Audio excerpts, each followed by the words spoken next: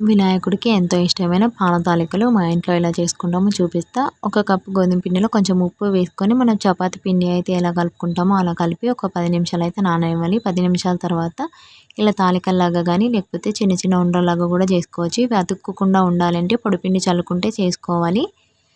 ఇంకా ఒక కప్పు గోధుమ పిండికి 4 కప్స్ వరకు వాటర్ అయితే తీసుకొని ఆ వాటర్ కొంచెం వేడయ్యాక అందులో రెడీ చేసుకున్న తాలికలైతే వేసుకొని ఉడికిస్తూ ఉండాలి. ఇంక ఇవి ఉడుకుతున్నప్పుడే ఇందులో ఒక 2 స్పూన్ల నెయ్యి, అలాగే ఒక 2, 3 దంచిన యాలకులు అండ్ ఏమైనా డ్రై ఫ్రూట్స్ ఉంటే వేసుకోండి. స్వీట్‌నెస్‌కి సరిపడంత షుగర్ గానీ, బెల్లం గానీ వేసుకోవచ్చు. ఇక్కడ షుగర్ వేసే క్లిప్ అయితే మిస్ అయింది, సారీ.